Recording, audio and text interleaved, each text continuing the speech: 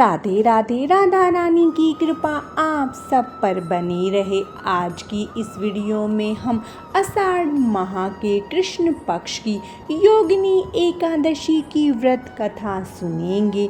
तो चलिए हम अपनी कथा को शुरू करते हैं। धर्मराज युधिष्ठिर बोले, हे जनार्दन, अब आप कृपा करके आषाढ़ माह के कृष्ण पक्ष की एकादशी का नाम तथा महत्म का वर्णन कीजिए। श्री भगवान बोले, हे राजन, आषाढ़ माह के कृष्ण पक्ष की एकादशी का नाम योगिनी है। इसके व्रत से समस्त पाप नष्ट हो जाते हैं और यह इस लोक में भोग और परलोक में मुक्ति देने वाली है। हे राजेश्वर, यह एकादशी तीनों लोकों में प्रसिद्ध है। मैं आपसे पुराणों में कही हुई एक कथा कहता हूँ, इसे ध्यान पूर्वक सुनो।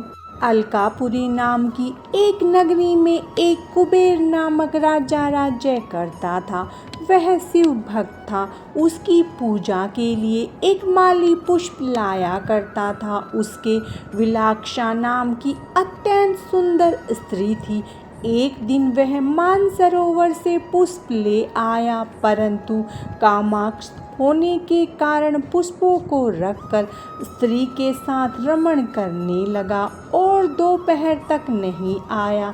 जब राजा कुबेर को उसकी राह देखते देखते दोपहर हो गई तो उसने क्रोधपूर्वक अपने सेवक को आज्ञा दी कि तुम लोग जाकर हेममाली का पता लगाओ कि वह अभी तक पुष्प लेकर क्यों नहीं आया है। जब सेवकों ने उसका पता लगा लिया तो वे कुबेर के पास आकर कहने लगे, हे राजन, वह माली अभी तक अपनी स्त्री के साथ रमण कर रहा है। यक्षों की इस बात को सुनकर कुबेर ने हेममाली को बुलाने की आज्ञा दी। हेममाली राजा कुबेर के सम्मुख डर से कपकपाता हुआ उपस्थित हुआ और प्रणाम किया। उसको देखकर राजा कुबेर को महान क्रोध आया। उसने कहा, हे पापी, महानीच कामी, तूने मेरे पूजनीय ईश्वरों के सभी ईश्वर शिवजी का भी अनादर किया है। इससे मैं तुझे श्राप देता हूँ कि तू स्त्री का वियोग भोगेगा और मृत्युलोक में जाकर कोढ़ी होगा। कुबेर के श्राप के प्रभाव से वह उसी क्षण स्वर्ग से पृथ्वी पर आ गिरा और कोढ़ी हो गया। उसकी स्त्री भी उसी समय अंतर्ध्यान हो गई। मृत्युलोक में जाकर उसने महान दुख भोगे, परंतु शिवजी की भक्ति के प्रभाव से उसकी बुद्धि मलिन नहीं हुई। वह हिमाचल पर्वत की ओर चल दिया। वहाँ पर चलते चलते वह मार्कंडेय ऋषि के आश्रम में पहुँचा। वह ऋषि अत्यंत वृद्ध और तपस्वी थे। उनको देखकर वह हेममाली वहाँ गया और उनको प्रणाम करके उनके चरणों में गिर पड़ा। उसको देखकर मार्कंडेय ऋषि बोले कि तूने कौन से कुकर्म किए हैं जिससे तू कोढ़ी हुआ है और महान दुख भोग रहा है। इस पर हेममाली बोला, हे मुनि, मैं यक्षदान कुबेर का सेवक हूँ।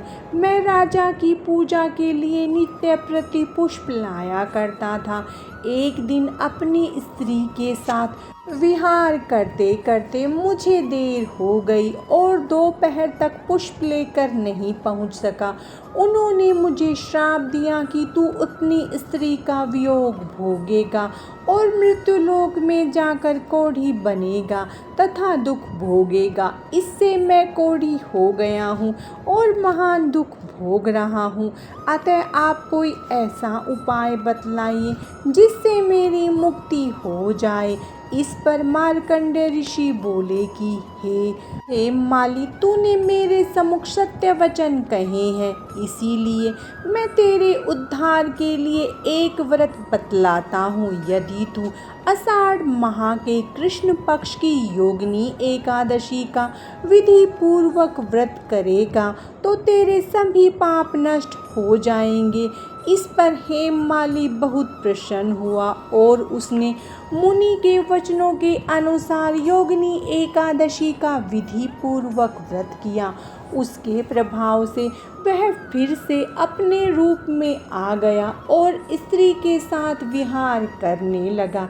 हे राजन, इस योगिनी की कथा का फल 88 सहस्त्र ब्राह्मणों को भोजन कराने के बराबर है। इसके व्रत से समस्त पाप दूर हो जाते हैं और अंत में स्वर्ग मिलता है। कथा सार: व्यक्ति को पूजा आदि धर्म कार्यों में आलस्य या प्रमाद नहीं करना चाहिए, बल्कि मन को संयम में रखकर सदैव ईश्वर की सेवा में तत्पर रहना चाहिए। इस कलयुग में कोढ़ जैसे रोग से मुक्ति पाने के लिए मनुष्य को योगिनी एकादशी का व्रत श्रद्धापूर्वक करना चाहिए। योगिनी एकादशी की व्रत कथा समाप्तम।